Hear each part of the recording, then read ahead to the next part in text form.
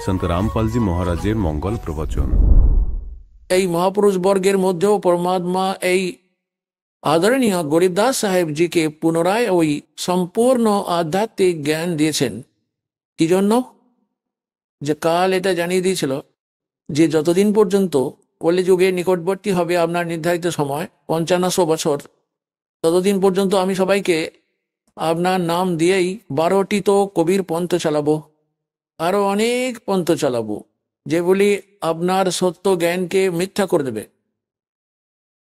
সেজন্য পরমাত্মা আদরণীয় গরিবদাস সাহেবজিকে সাচখণ্ড নিয়ে গিয়ে আপন বিষয়ে পরিচিতি করিয়ে আর কমপ্লিট স্পিরিচুয়াল নলেজ, সম্পূর্ণ আধ্যাত্মিক জ্ঞান ওনার মধ্যে ফিট করে দিয়েছিলেন।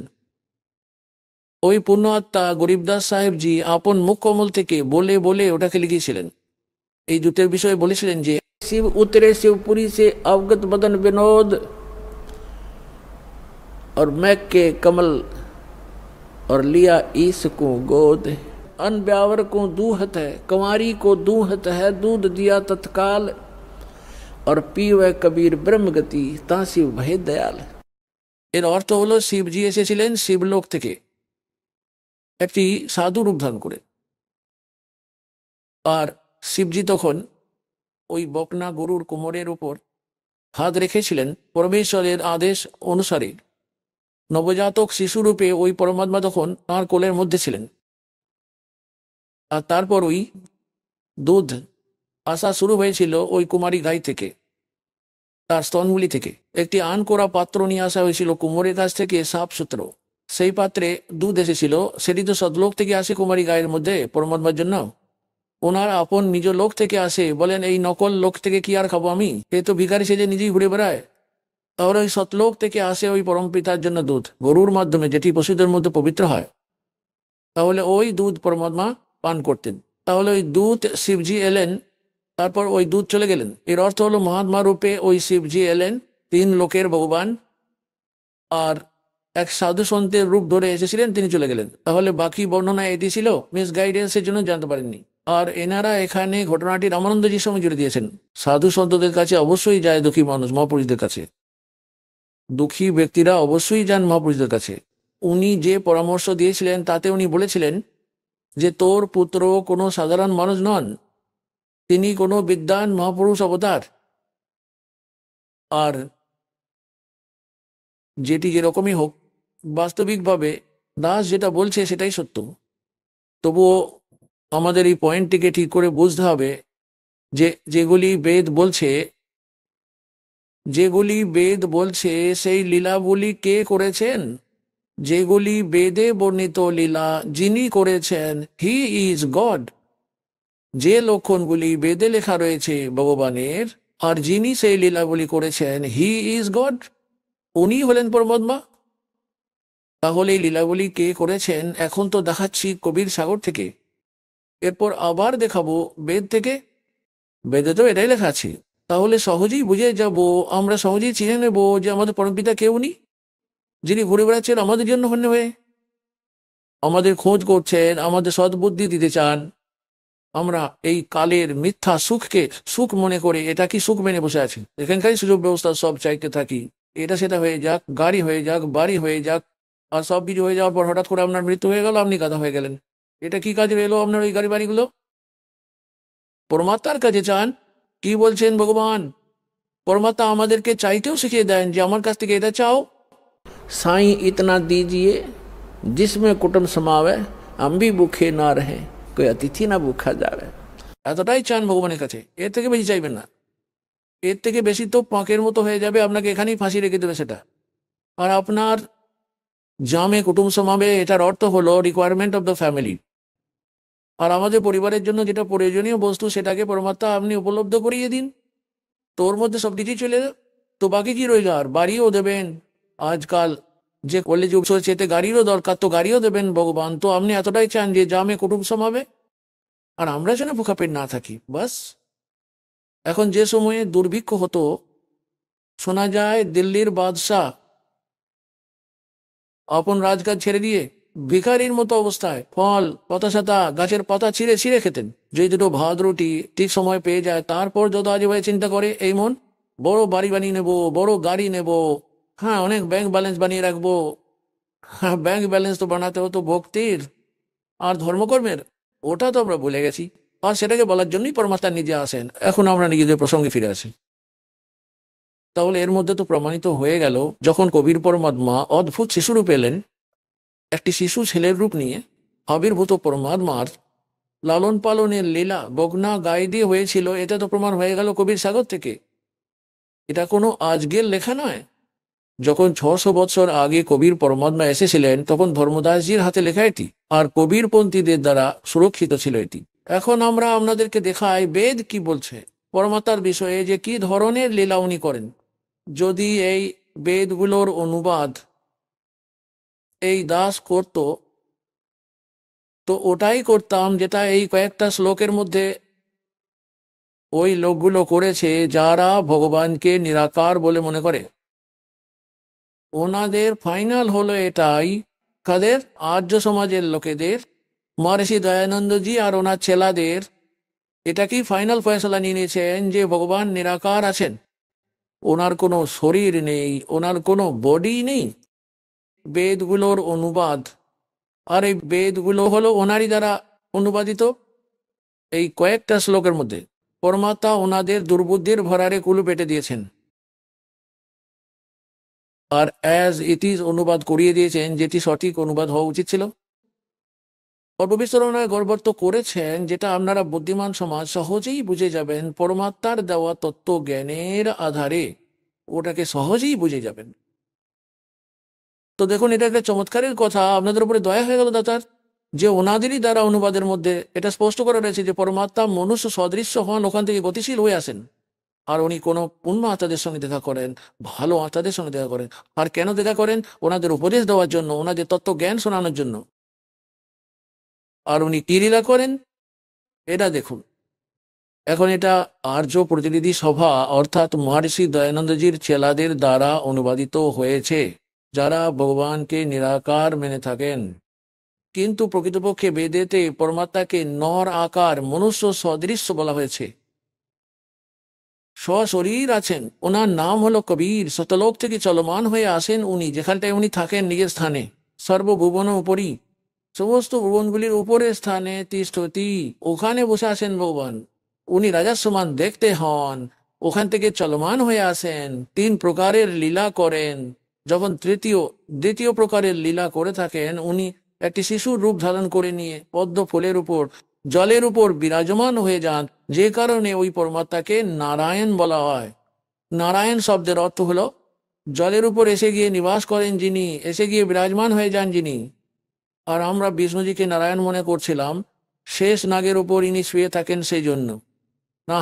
সেই পরমাত্মা শতলোক থেকে আসেন, প্রত্যেকবারই একই লীলা করেন, আর জলের উপর এসে বিরাজমান হয়ে যান কমলের ফুলের উপর, সেই জন্য নারায়ণ আখ্যা দেওয়া হয়। তো উনি নারায়ণ হন।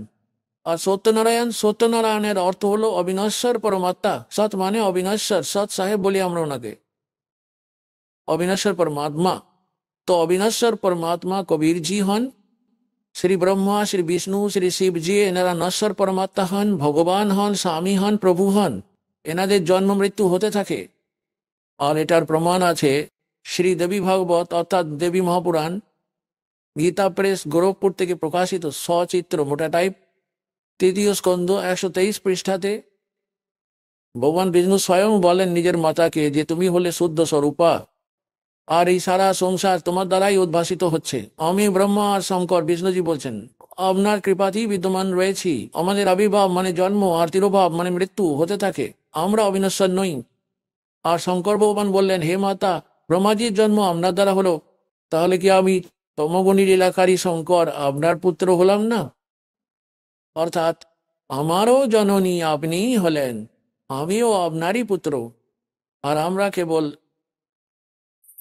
নিয়মিত নির্ধারিত কার্যই করতে পারি। আমরা 3 গুণ থেকে উৎপন্ন, রজগুণ ব্রহ্মা, শতগুণ বিষ্ণু, তমগুণ শিবজি।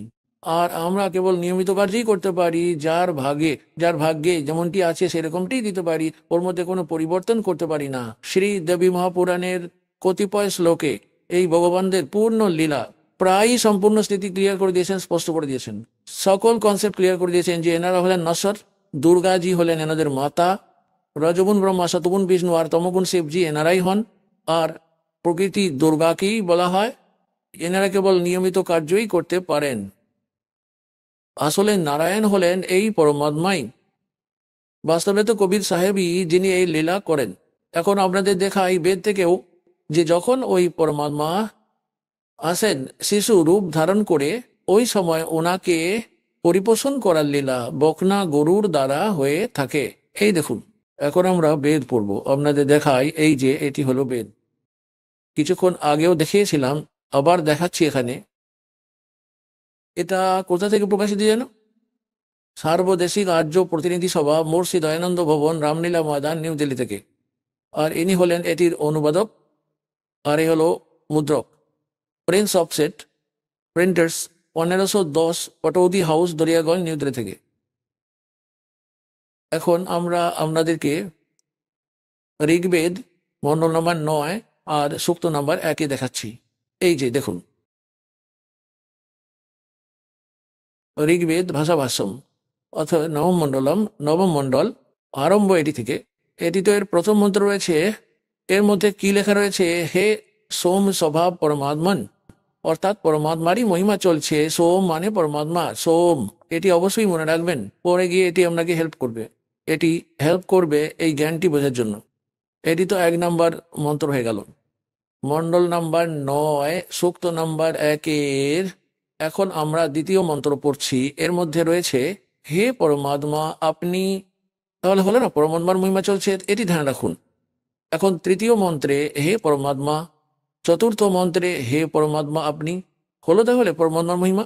আর পঞ্চম মন্ত্রেও হে পরমাত্মন আপনি, অর্থাৎ পরমাত্মারই মহিমা চলছে। এখন ষষ্ঠ মন্ত্রে মন্ডল নম্বর 9 সূক্ত 1 মন্ত্র নম্বর 6, হে পরমাত্মন, হলো না পরমাত্মার মহিমা।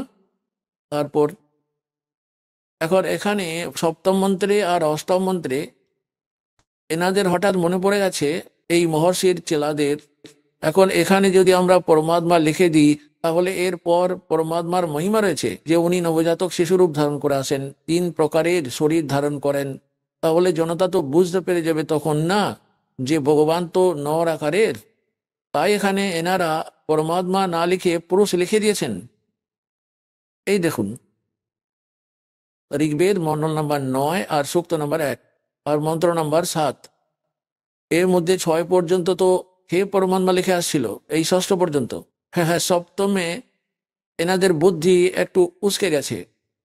এখানে লিখে দিয়েছেন তম, ওই পুরুষকে লিখে দিয়েছেন, রৌমাল লেখেননি। আচ্ছা, এখানে তৃতীয়টি আবার দেখুন, ওই পুরুষকে। এখন এই পুরুষ কনসেপ্টটিকে আবার ক্লিয়ার করতে হবে যে পুরুষ মানে পরমাত্মা হয়। এখন দেখুন, মহর্ষি দয়ানন্দের দ্বারা জ্ঞান দেওয়া হয়েছে যে পরমাত্মা হলেন নিরাকার, যেটিকে মেনে নিয়েছে আর্য সমাজের ব্যক্তিরা। পুরো বিশ্বই তো মেনে বসে আছে ভগবান নিরাকার। এখন মহর্ষি দয়ানন্দকে তো আমরা ছেড়ে দেব, কেননা আমাদের বেদ থেকে প্রমাণিত করতে হবে যে বেদ কি বলছে। যজুর বেদ ওনার দ্বারাই অনুবাদিত হয়েছে, মহর্ষি দয়ানন্দজির দ্বারা। যজুর বেদ অধ্যায় নাম্বার 40-এর মন্ত্র নাম্বার 15 আর 17-তে এই কনসেপ্টটি একদম ক্লিয়ার হয়ে যাবে। যেমন দেখছেন, বেদ জ্ঞানটি পরমাত্মা দিয়েছেন, ওই পূর্ণ পরমাত্মা এর অন্তঃকরণে ফিট করে দিয়েছেন। ওই মালিককে যেটা এর মধ্যে লিখতে হতো সেটা লিখে দিয়েছেন, তাকে আমরা এটাকে সহজেই বুঝতে পারি। যারা এরপর বেদগুলিকে আবার বলেছে, দিয়েছে, বুঝিয়েছে, ওর মধ্যে এটা লেখা রয়েছে যে বেদ জ্ঞানদাতা এটা জানাচ্ছে। এবার বেদ জ্ঞানদাতা এখন এখানে কাল মানা হবে ব্রহ্মকে, কেননা এ তো সবাইকে পরে প্রদান করেছে, আগে একে ভগবান ওই পরমপিতা দিয়েছেন। এই জন্য এটাকে গড গিভেন বলা হচ্ছে। আর পরে যে এটা দিয়েছে ওটা এই ব্রহ্মের দ্বারা দেওয়া হয়েছে, সেই জন্য এটাকে ব্রহ্ম গিভেনও বলা হয়, গীতা আর এই বেদগুলোকেও। তো এখানে 40তম অধ্যায়ের 15 নম্বর শ্লোকে এ নিজেই বলছে যে আমার তো একটি ওম নাম আছে। আর 17তম শ্লোকেও এটা স্পষ্ট করছে যে আমার তো একটি ওম নাম আছে। আর ওই পরমাত্মা তো গুপ্ত আছেন, ওই পুরুষ মানে পরমাত্মা মানে পূর্ণ ব্রহ্ম উপরে থাকেন, উনি তো গুপ্ত আছেন। এই দেখবেন, যজুর্বেদ নিলাম, ঋগ্বেদটা রেখে দিলাম। আর মহর্ষি দয়ানন্দ সরস্বতী এটা ওই একই সার্বদেশিক আর্য প্রতিনিধি সভা। 2/5 মহর্ষি দয়ানন্দ ভবন, রামলীলা ময়দান, নয়াদিল্লি থেকে যজুর্বেদ আর্য ভাষাভাষ্য, মহর্ষি দয়ানন্দ সরস্বতী। মুদ্রক হলো Prince offset printers, 1510, Pataudi house, দরিয়াগঞ্জ, নই দিল্লি। এটা এখান থেকে ছাপানো হয়েছে। যজুর্বেদের অন্তিম অধ্যায় হলো এই 40তম অধ্যায়। এর মধ্যে টোটাল 40 অধ্যায় আছে, 40 অনলি। আর এর মধ্যে 40তম অধ্যায়ে 17টি মন্ত্র আছে। এর মধ্যে পুরো যজুর্বেদ দিন প্রায় সম্পূর্ণ নিষ্কর্ষ রয়েছে। এবারে দেখুন, এরই যজুর্বেদ 44 অধ্যায়, 40তম অধ্যায়। 40তম অধ্যায়ের এই 15তম শ্লোকে বেদ জ্ঞানদাতা বলছে कि वायु अनिलम अमृतम अथिदम भस्मांतम शरीरम ओम कर्तो समर किलबे समर कर्तुम समर। ওম নামের জপটা কাজ করতে করতে সুমিরন করো। কিলবে মানে এটা বিশেষ কসকের সঙ্গে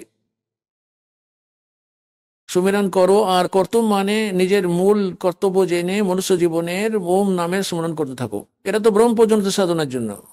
আর বায়ুর অনিলম অমরতম অথইদম ভস্মান্তম শরীরম মানে যখন আপনার প্রাণবায়ু সমাপ্ত হবে তখন আপনার এই ওম নামের জপ থেকে যতটা অমৃতম অমরত্ব মানে আপনার যতটা গতি প্রাপ্য ততটা প্রাপ্ত হবেন।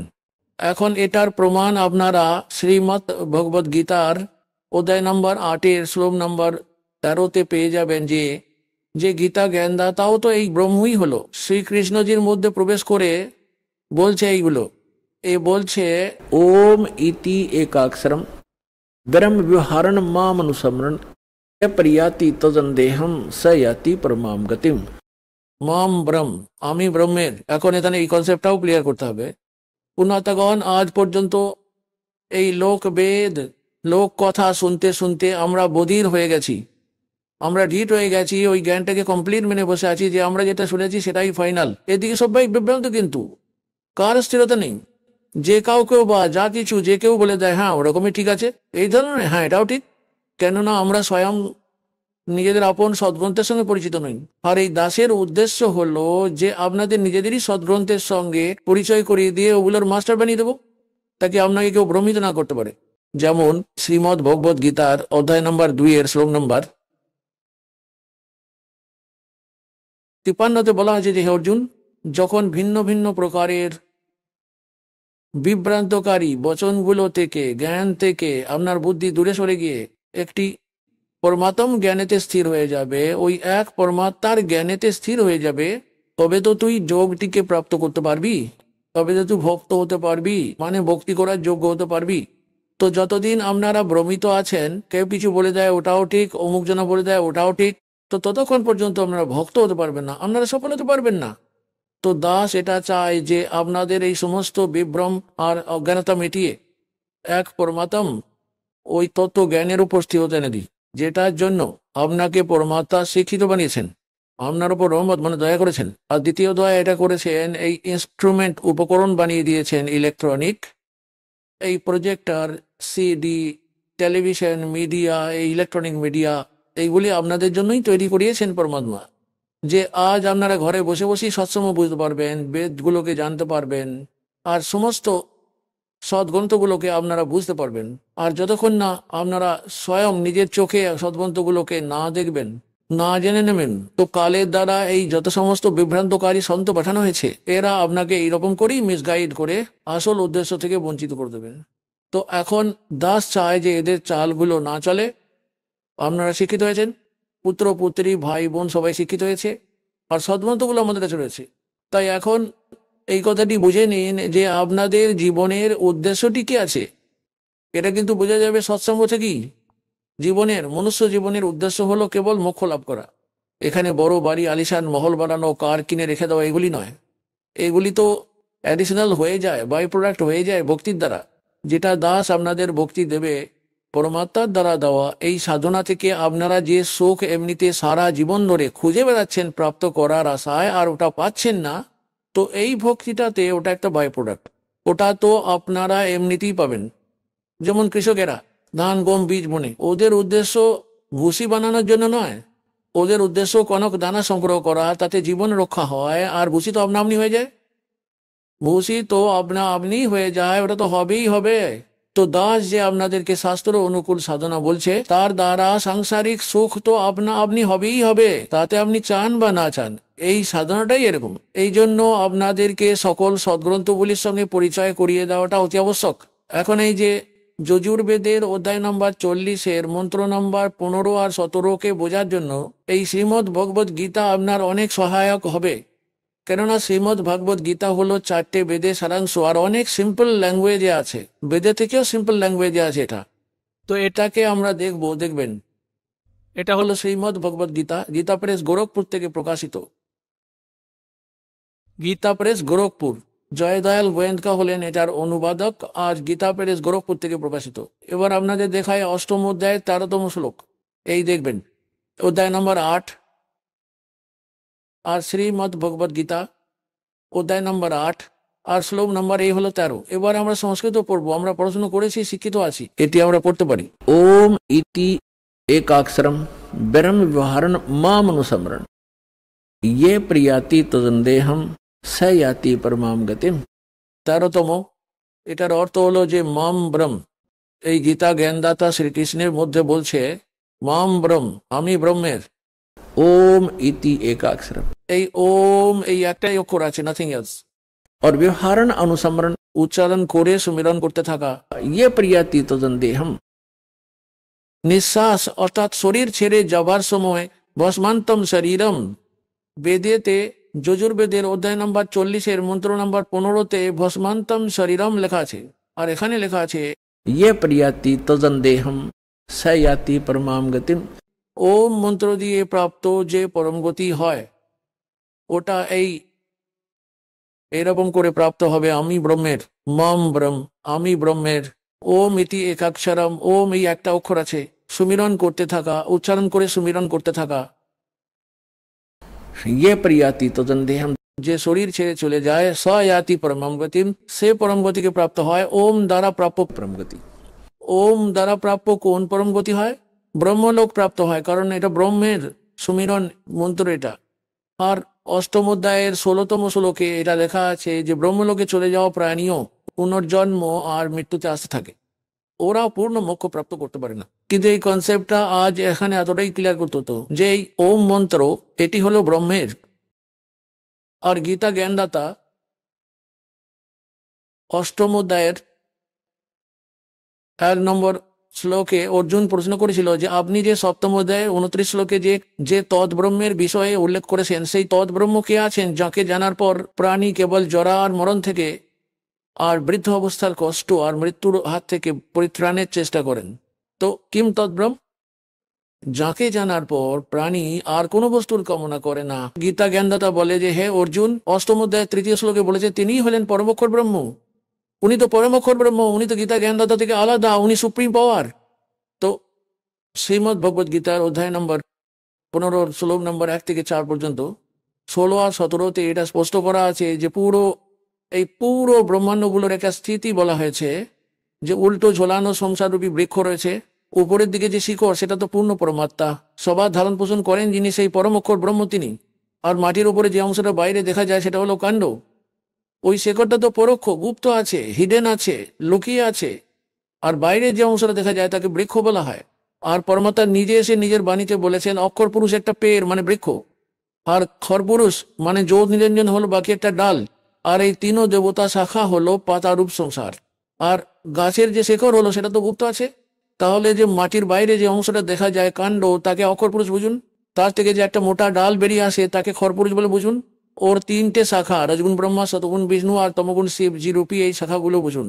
আর পাতা রূপ আমরা সবাই এই সংসার বুঝুন। তো বৃক্ষের পালন কোথা থেকে হয়? মূল থেকে, শিকড় থেকে। তো শ্রীমদ্ ভগবত গীতার 15 অধ্যায়ের 1 থেকে নিয়ে 4 পর্যন্ত আর 16 আর 17 মন্ত্রতে এটা স্পষ্ট করা হয়েছে যে তত্ত্বদর্শী সন্তের পরিচয়ও বলা হয়েছে, যে তত্ত্বদর্শী সন্ত উনি হবেন যিনি এই উল্টো ঝোলানো সংসার রূপী বৃক্ষটার প্রতিটি বিভাগগুলিকে সব ভিন্ন ভিন্ন ভাবে বলে দেবেন। এখানে প্রথমে তো পরমাত্মা এসেছিলেন, আর তত্ত্বদর্শী সন্তের ভূমিকাও উনি নিজেই করে যান। সেই জন্য উনি একজন প্রসিদ্ধ কবি রূপে পরিচিত হন, আর লোকোক্তির মাধ্যমে, কবিতার মাধ্যমে জ্ঞান শোনাতে থাকেন।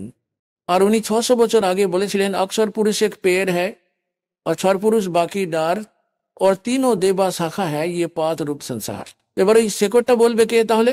শেকড়টা তো উনি গুপ্ত ছেড়ে দিয়েছেন, এই দাসকে পাঠিয়েছেন বলতে শেকড়টাকে। উনি কবির সাহেব, পরম অক্ষর ব্রহ্ম, মূল উনি। তো 15 অধ্যায়ের গীতার শ্লোকের মধ্যে 1 থেকে নিয়ে 4 পর্যন্তের অর্থ হলো যে হে গীতা জ্ঞানদাতা বলে যে হে অর্জুন, তত্ত্বদর্শী সন্তের এই রূপে পরিচয় হবে যে সংসার রূপী বৃক্ষের প্রত্যেকটি পার্টসগুলোকে, প্রত্যেকটি বিভাগগুলিকে, কাণ্ড, ডালগুলো, পাতাগুলি, শেকড়টা থেকে আসেন। যিনি বলে দিতে পারেন তিনি হলেন বেদবিদ, তিনি হলেন তত্ত্বদর্শী সন্ত। অতঃপর তত্ত্বদর্শী সন্ত প্রাপ্তি হয়ে যাওয়ার পর পরমেশ্বরের ওই পরম পদের খোঁজ করা উচিত, যেখানে যাওয়ার পর সাধক আর ফিরে সংসারে কখনো আসে না। আর যে পরমেশ্বর সমস্ত ব্রহ্মাণ্ডের রচনা করেছেন, আর কেবলমাত্র ওনারই ভক্তি করবে, আমারও করবে না।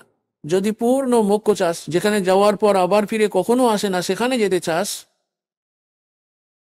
আবার ফের 15 অধ্যায়ের 16 আর 17 শ্লোকে বলা হয়েছে যে 3টে পুরুষ আছে, খর পুরুষ আর অক্ষর পুরুষ। খর পুরুষ তো জ্যোতি নিরঞ্জন কাল হলো, আর অক্ষর পুরুষ ওটার কাণ্ড বুঝুন, যিনি 7 শঙ্খ ব্রহ্মাণ্ডের প্রভু হন।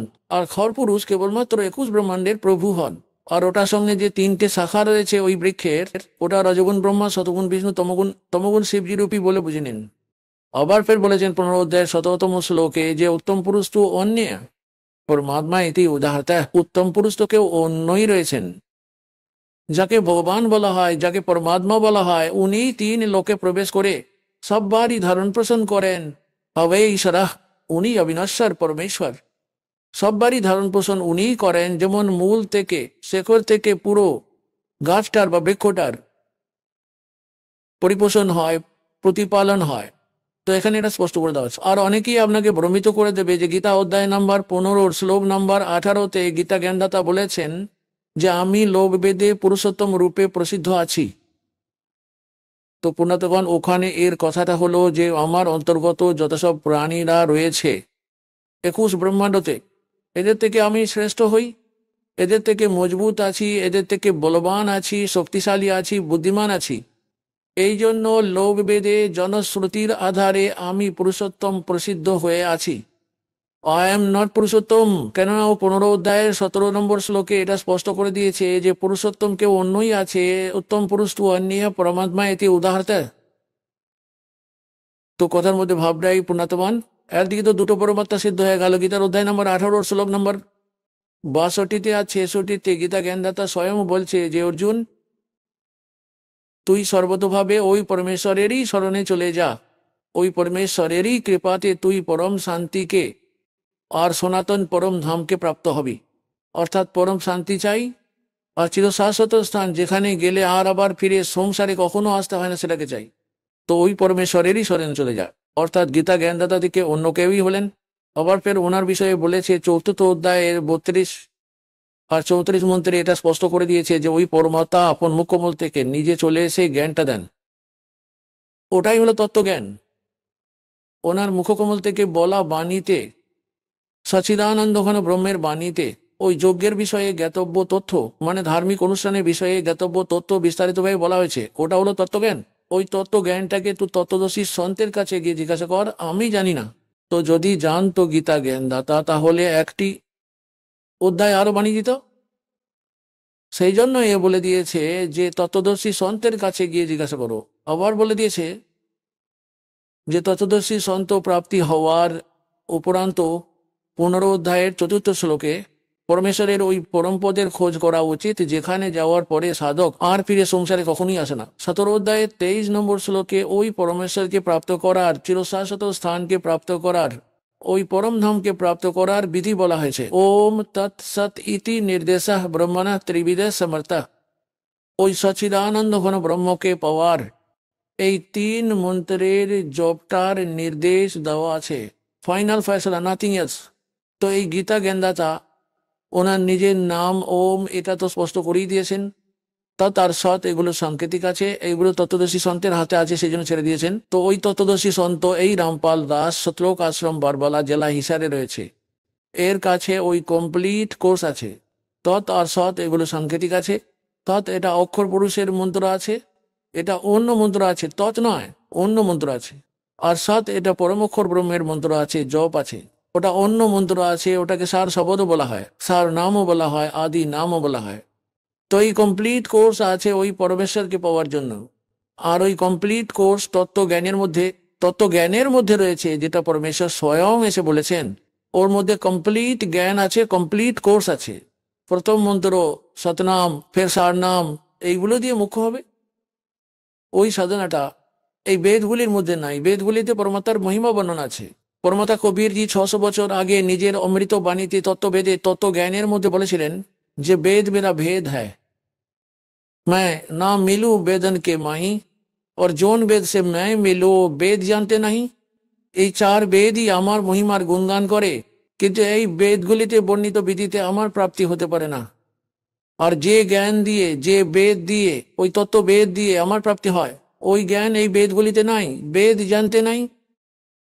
वेद मेरा भेद है, ना मिलो वेदन के माही, और जौन वेद से मैं मिलो, ये বেদ জানতে নাই। ওটা বলার জন্য স্বয়ং পরমাত্মা আসেন। তাহলে আমাদের যে প্রসঙ্গটি চলছে, আমাদের পুরুষ কথাটির অর্থ পরমাত্মা, সেটি প্রমাণ করতে হবে। তাই এবার শ্রীমদ ভগবত গীতাটি রেখে দিলাম আর যজুর্বেদ দিয়ে নিলাম।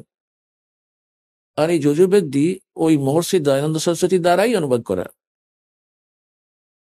প্রকাশক সার্বদেশিক আর্য প্রতিনিধি সভা। এটি তো ওই একই পুস্তক যজুর্বেদ, যেটি কিছুক্ষণ আগে পড়ছিলাম, ওই একই পুস্তক। আমরা যজুর্বেদের মধ্যে 44 অধ্যায় মানে 40 অধ্যায় পড়ছিলাম। আর এই 15 নম্বর শ্লোকে কি পড়ছিলাম তখন? ওম কর্তো সমর কিলবে সমর কর্তুম সমর, মানে এই ওম নামের জপটি কাজ করতে করতে করুন, বিশেষ শ্রদ্ধার সঙ্গে করুন, আর মনুষ্য জীবনের প্রথম কর্তব্য জেনে করুন। ওয়ায়ুর আনিলাম অমৃতম আতি ইদম ভস্মান্তম শরীরম, মানে শরীরটি ভস্ম হয়ে গেলে, নষ্ট হয়ে গেলে, এই শরীরটি ছাড়ার সময় আপনার যে প্রাণ বায়ু, অর্থাৎ আপনার যে জীবাত্মা, তার মধ্যে ততটা অমৃত সঞ্চিত হয়ে যাবে, যা ওই ওম মন্ত্রের জপ থেকে প্রাপ্ত করা যায়। এখন আমরা চলে যাই এই 44 অধ্যায় অর্থাৎ 40 নম্বর অধ্যায়েরই 17 নম্বর শ্লোকে। এই যে দেখুন 17 নম্বর মন্ত্র, এর মধ্যে লেখা আছে, হে মনুষ্যগণ, যেমন এই জ্যোতিস্বরূপী রক্ষক আমার দ্বারা, বেদের জ্ঞানদাতা বলছেন যে আমার দ্বারা প্রকৃত অবিনাশী কারণের আবরণে ঢাকা মুখতুল্য উত্তম অঙ্গ অর্থাৎ জ্ঞানে প্রকাশ করা হয়। এখানে করা হয় আসা উচিত। আর ওই সেই যেটি ওই প্রাণ বা সূর্যলোকে পুরুষা, এই দেখুন সংস্কৃততে পুরুষা শব্দটি লক্ষ্য করুন। পুরুষা, এই দেখুন পুরুষা মানে পূর্ণ পরমাত্মা লেখা আছে। আমাদের তো পুরুষ কথাটির অর্থ পূর্ণ পরমাত্মা, এটি প্রমাণ করতে হতো। একটি তিনি নিজেকেই স্বীকার করে নিচ্ছেন যে আমি জ্ঞানটি দিচ্ছি। হে মনুষ্যগণ, যে জ্যোতিস্বরূপী রক্ষক আমার দ্বারা, এই জ্যোতিস্বরূপী রক্ষক তো আমার দ্বারা ওই অবিনাশী কারণটি যেটি আবরণে ঢাকা আছে, মুখতুল্য এই উত্তম অঙ্গকে প্রকাশ করা হচ্ছে, মানে এই উত্তম জ্ঞানটি দেওয়া হচ্ছে। যিনি ওই বেদ জ্ঞানদাতা বলছেন, যিনি ওই প্রাণ বা সূর্যমণ্ডলে রয়েছেন, তিনি তো পূর্ণ পরমাত্মা, তিনি তো পরোক্ষভাবে রয়েছেন, এখানে রয়েছেন লিখত।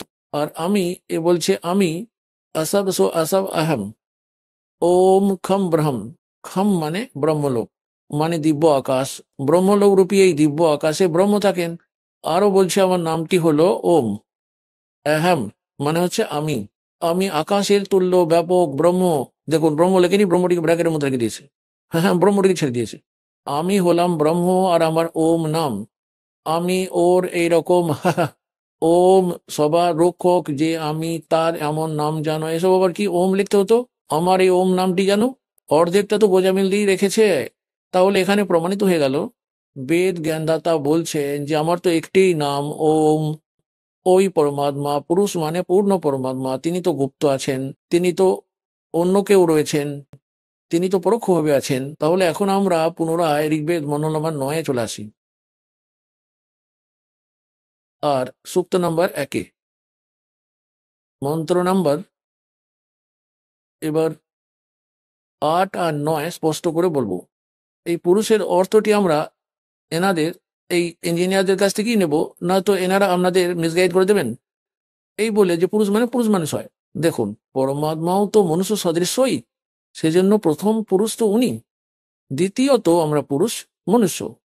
তো ওখানে প্রথম পুরুষ, কেননা যেমন আপনারা জানেন যে বাইবেলে লেখা আছে যে পরমাত্মা মনুষ্যকে নিজের সদৃশ্য বানিয়েছেন, তাহলে উনিও পুরুষ, পরমাত্মা অবিনাশ্বর, আমরা মনুষ্য, আমরা নশ্বর, আমরা তো ডুপ্লিকেট ওনার চেহারার, ওনার আকৃতির সঙ্গে মিলযুক্ত নর আকার মনুষ্য সদৃশ্য। আর যাদের ভগবানের দর্শন মেলে, যেমন গরিবদাস মহারাজজি তাঁর অমৃত বাণীতে লিখেছেন যে আমরে হি হুনিয়ার হ্যাঁ আমরা সর্জনার, আমাদেরই মতো চেহারা আমাদের ভগবানের, যিনি আমাদের বানিয়েছেন, ওই পরম পিতা। তো এখানে পুরুষ কথাটি যে বলা হয়েছে সেটি পরমাত্মার দিকেই সংকেত দেওয়া হচ্ছে, তাতে এরা যতই বা তালগোল পাকানোর চেষ্টা করুক না কেন। এখানে পুরুষ লেখা শুরু করে দিয়েছে, পরমাত্মা লেখা বন্ধ করে দিয়ে সেটা তো আমাদের মূর্খ বানানোর জন্য। এনারা তো জনতার নাশক, এনাদের সংস্কৃত ভাষার জ্ঞান তো অবশ্যই ছিল, কিন্তু আধ্যাত্মিক জ্ঞান একেবারেই ছিল না। এনারা সবাই কালের দূত ছিলেন, তাতে মহর্ষি দয়ানন্দ সরস্বতী ইহ বা চলাচে মুন্ডারা এই যেই অনুবাদগুলি করে রেখেছেন বেদগুলোর, এনারা স্বয়ং ভ্রান্তিযুক্ত ছিলেন আর সমাজকেও যথার্থ জ্ঞানটি দিতে পারেননি।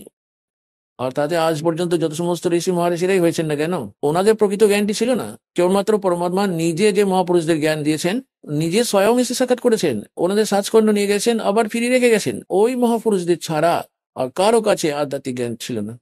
এখন ওই জ্ঞানটি দাসকে দিয়েছেন পরমপিতা, এটা থেকে লাভ ওঠান। এখানে দেখুন, এখন আমরা চলে যাই ঋগ্বেদ মন্ত্র নম্বর 9 সূক্ত নম্বর 1 মন্ত্র নম্বর 6। এই 6 পর্যন্ত তো ওনারা পরমাত্মা পরমাত্মা করে লিখে এসেছেন। এই 7 এসে ওনারা পুরুষ লিখে দিয়েছেন, এখানে পরমাত্মা লিখতে হতো। আবার 8 নম্বর মন্ত্রে দেখুন, এখানেও পুরুষ লিখে দিয়েছেন, এখানে পরমাত্মা লিখতে হতো। এটা কোন ধরনের কথা হলো? এই জায়গায় গড়বড় করে দিয়েছেন। এখানে তম মানে ওই পুরুষকে লিখে দিয়েছেন। আমরা এখানে ওই পূর্ণ পরমাত্মাকে বলবো। ওই পূর্ণ পরমাত্মাকে উগ্র গতিবিধিগুলি প্রেরিত করে, মানে যখন পুরো সংসারে হাহাকার পড়ে যায় আর আধ্যাত্মিক গুরু যারা থাকেন তারা অজ্ঞানী হয়ে যান আর জনতাকে ঠকানোই একমাত্র তাদের উদ্দেশ্য হয়ে যায়, আর হাহাকার পড়ে যায়, সব প্রাণীরা দুঃখী হয়ে যায়, তখন পরমাত্মা দুঃখী হয়ে যান, কেননা আমরা ওনার বাচ্চা, উনি আমাদের পিতা। আপনজনেদের জন্য দুঃখ আপনজনেরই হয়। তারপর পরমাত্মা ওই উগ্র গতিবিধিগুলির জন্য দুঃখী হয়ে 600 বছর আগে পরমাত্মা নিজে চলে এসে এমন জ্ঞান দিয়ে গিয়েছিলেন, একদম শান্তি হয়ে গিয়েছিল সমাজে, যেটা এখনো পর্যন্ত চলে আসছিল। কোনো লুটপাট ছিল না, প্রেমপূর্বক সবাই থাকতো। কেউ কারো আত্মাকে দুঃখ দেবার আগে ভয় পেত ভগবানকে। এখন সব আগুন লেগে গেছে, সারা বিশ্বের চারিদিকে মায়া মায়া দেখতে পাবেন, না তো কোনো লাজ শরম রইল, না তো কোনো মর্যাদা, না তো কোনো ভগবানের প্রতি ভয় ডর। তাই ভক্তির পুনঃস্থাপনা করার জন্য আর শান্তির পুনঃস্থাপনার জন্য পরমাত্মা পূর্বেই এই বাণী বলে রেখেছেন যে যখন কলিযুগ 5500 বছর অতিবাহিত হয়ে যাবে, তখন আমি আমার নিজের আপন দাসকে পাঠাবো, সঙ্গে পুরো জ্ঞানটি ওকে দিয়ে দেবো। এমনিতে তো ভগবান বলেছিলেন যে আমি নিজেই চলে আসবো দ্বাদশতম পন্থী, গরিবদাসী মহারাজের পন্থী। পরমাত্মা নিজে নাই পেলেন, এই দাসকে যে পাঠিয়ে দিয়েছেন সম্পূর্ণ আধ্যাত্মিক জ্ঞান আর সম্পূর্ণ পাওয়ার দিয়ে, ওই পরমাত্মা নিজের পাওয়ার দিয়ে।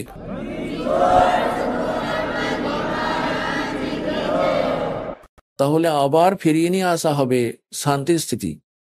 এখন এখানে কি বলা হচ্ছে যে ওই পরমাত্মাকে এখানের উগ্রগতিগুলি অর্থাৎ বিপজ্জনক পরিস্থিতিগুলি বিচলিত করে, তখন ওই পরমাত্মা একটা শুভ্র শরীর, সুন্দর শরীর ধারণ করে এখানে প্রকট হয়ে যান।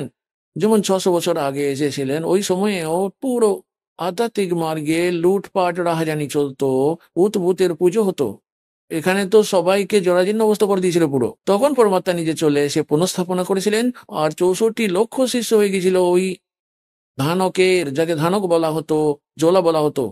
যদি উনি পরমাত্মা না হতেন তো আজ থেকে 600 বছর আগে ভারতবর্ষের ভিতরে 64 লক্ষ শিষ্য হয়ে যাওয়া কোনো ছেলে খেলার ব্যাপার নয় এটা। আর সবাইকে পরমাত্মা ওদেরকে ভক্তি দিয়ে চার্জ করে দিয়েছিলেন, ওদের শোক দিয়ে দিয়েছিলেন। উত্তরসূরির বাচ্চারা যারা তার পরে জন্ম নিয়েছিল তারা ভালো আত্মা হয়েছিল, তাই আমাদের সমাজে এখনো পর্যন্ত শান্তি প্রতিষ্ঠিত ছিল। গত 50 বছর ধরে এখানে ওখানে বিপর্যয়ের ঘটনা ঘটে চলেছে। আর এখনকার কথা তো জিজ্ঞাসাই করবেন না, হে ভগবান, যেখানেই দেখবেন মায়া মায়া দেখতে পাবেন। কেউ মদ খাচ্ছে, কেউ মাংস খাচ্ছে, সব প্রকাশে চলছে। আর কেমন হাহাকার পড়ে গেছে, কেউ সুলফা খাচ্ছে, কেউ বিড়ি খাচ্ছে। পুরো মানব সমাজ কলুষিত আর আবহাওয়া দূষিত হয়ে গেছে। তো এখন এই ভক্তি দিয়ে পুনঃস্থাপনা হবে ভক্তির দিকটা, আর বিশ্বতে শান্তি প্রতিষ্ঠিত হবে পরমাত্মার বচন। এটা তো হবেই হবে। তো এখন দেখুন কি লেখা আছে, বেদ কি বলছে পরমাত্মার বিষয় নিয়ে, এটা দেখবেন। এখন ঋগ্বেদ মন্ত্র নম্বর 9 সূক্ত নম্বর 1 আর মন্ত্র নম্বর 8 পড়ব। ওই পুরুষ মানে পরমাত্মাকে উগ্রগতিগুলি মানে ভয়ঙ্কর পরিস্থিতিগুলি অনুপ্রাণিত করতে থাকে, আর ভাসমান শরীর মানে একটি সুন্দর শরীরকে ওই পুরুষ ওই পরমাত্মা ধারণ করেন। আর কি প্রকারের হয়, এখন এখানে লেখা আছে যার মধ্যে ওই শরীর, ওই পরমাত্মা ওই 3 প্রকারে অন্যদের বারণ অর্থাৎ কল্যাণ করার জন্য একটা মধুময় শরীর প্রাপ্ত করেন। ওই পরমাত্মাকে, ওই পরমাত্মা, এটা বুঝুন, 3 প্রকারে অন্যদের পালন করার জন্য, পালন পোষণ করার জন্য, কল্যাণ করার জন্য 3 প্রকারের শরীর ধারণ করেন। 3 প্রকারের, এক প্রকারের তো আপনাদের বলেই দেওয়া হয়েছে যে ওই পরমাত্মা উপরে থাকেন, ওখানটাতে ওনার শরীরের শোভা মনুষ্য সদৃশ্য, রাজার সমান দৃশ্যমান, মস্তক উপরই মুকুট রয়েছে, ছত্র রয়েছে, আর তখতের উপর বসে আছেন সিংহাসনের উপর।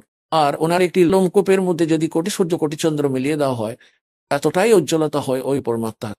শুধু একটি লোমকূপের মধ্যে যদি এত, তো বাকি শরীরের কতটা হবে সহজেই আন্দাজ করতে পারা যায়। আর আবার ওই পরমাত্মা যখন দ্বিতীয় স্থিতিতে আসেন, এক নবজাত শিশুর রূপ ধারণ করেন। তো দ্বিতীয় স্থিতির কথা বলা হচ্ছে, দেখবেন ঋগ্বেদ মন্ডল 9 সূক্ত নম্বর 1। এখন নবম মন্ত্রটি পড়ব। নবম, এর মধ্যে লেখা আছে যে আভি ইমম অদন্যা উচ্ছিনন্তি ধেনব। ধেনম মানে গাই, শিশুম মানে বালক রূপধারী, সোম মানে পরমাত্মা, ইন্দ্রয় পাতবে, এটার অর্থ হলো ইমম মানে ওই, সোম মানে পরমাত্মা, পুরুষ মানে পরমাত্মাকে, পুরুষ মানে পরমাত্মা, কেননা এনারা এখানে সোম মানে পরমাত্মা হয়। এই দেখুন সূক্তের প্রথম মন্ত্রতেই সোম শব্দ রয়েছে। ঋগ্বেদ মন্ডল নম্বর 9 সূক্ত নম্বর 1 মন্ত্র নম্বর 1 এই মন্ত্রে এই সোম শব্দ আছে। সোম, সোম মানে পরমাত্মান। তো এবারে আমরা এখানেও আমরা সোম নেব। ঋগ্বেদ মন্ডল নম্বর 9 সূক্ত নম্বর 1 মন্ত্র নম্বর 9 সোম শব্দ আছে। সোম, তাহলে তার মানে হলো ওই পরমাত্মাকে, ওই পরমাত্মনকে, ওই পুরুষকে, ওই পরমাত্মাকে, যিনি শিশু রূপ ধারণ করে আসেন কুমার অবস্থাতে, অবস্থাতে মানে বাল্য অবস্থাতে। আভি আদান্যা, আধান্যা মানে অহিংসনীয় লিখে দিয়েছে এখানে। আভি মানে পূর্ণরূপে সর্বপ্রকারে, আধান্যা মানে বিনা ধানাই, দেনা মানে গরু। আমাদের এই এলাকায় হরিয়ানাতে যে গাইগুলি নতুন করে দুধ আসেনি, অর্থাৎ গর্ভধারণ করেনি, ওদেরকে তো এরকম বলে দেয় যে এগুলো তো বিনা ধানাই, আধান্যা। কেননা কিছু শব্দ আমাদের চলিত ভাষাতে কখনো সংস্কৃত থেকে, কখনো পাঞ্জাবি থেকে, কিছু এরকম অন্য ভাষারও সমাবেশ রয়েছে। উদাহরণস্বরূপ অনেক ইংলিশ শব্দ এখন চলে এসেছে আমাদের ভাষাতে। এইরকমই আগে থেকেই আমাদের কিছু শব্দ মিলেমিশে আছে আমাদের ভাষাতে। তো আমরা অধন্য মানে বিনা ধানাই, আর অভি আধন্য মানে পূর্ণরূপে কুমারী, অধ্যয়নম মানে গরু। ওই পরমাত্মার যিনি শিশু রূপ ধারণ করে যখন আসেন, ওনার পালন পোষণের লীলা কুমারী গাই বা বকনা গরুর দ্বারা হয়, সেটা বেদ বলছে। আর ওটা কোন পরমাত্মা রয়েছে? শ্রীকৃষ্ণের ইতিহাস আপনাদের কাছে জীবনী রয়েছে, শ্রী রামচন্দ্রের জীবনী আপনাদের কাছে রয়েছে, যাদেরকে আপনারা ভগবান বলে মানতেন। অথবা ব্রহ্মা বিষ্ণু মহেশের কোথাও দেখিয়ে দিন ইতিহাস যেখানে ওনারা কুমারী গায়ের দুধ পান করেছেন। তাহলে who is God? Kabir is God. আর কোন কবির? যিনি কাশিতে এসেছিলেন ধানক রূপে জোলা। এবার দেখুন আমরা এটা পড়ছি ঋগ্বেদ মন্ডল 9 সূক্ত 1 মন্ত্র 9-তে। ওই পরমেশ্বরকে শিশু, যিনি শিশু রূপ ধারণ করে আসেন, অভি আদন্যা, এটাকে আমরা পড়ব কুমারী। অভি আদন্যা কুমারী, ধেন মানে গরু, গাই, তৃপ্ত করতে থাকে। ও হো, ওনার পালন করতে থাকে। পালনের লীলা কুমারী গায়ের দ্বারা হয়ে থাকে। আর এটি কোন পরমাত্মার হয়েছে? কবির গডের। আপনাদেরকে কবির সাগর থেকে প্রমাণিত করে দেওয়া হয়েছে। আর যে মহাপুরুষদের পরমাত্মা সাক্ষাৎ করেন আর সচখণ্ড সল্লোকে নিয়ে যান, যাদেরকে পরমাত্মা সাক্ষাৎ করেন, আর ওনারা কে কে আছেন? আদরণীয় ধর্মদাস সাহেবজি, আদরণীয় মুলুকদাস সাহেবজি, আদরণীয় নানক সাহেবজি, আদরণীয় দাদু সাহেবজি, आदरणीय गरीबदास साहेब जी ग्राम छुड़ानी जिला झज्जर हरियाणा निवासी, आदरणीय श्री गीसादास साहेब जी ग्राम खेकरा জেলা মিরাট উত্তর প্রদেশ নিবাসী। এখন আপনি শুনলেন সন্ত রামপালজি মহারাজের মঙ্গল প্রবচন।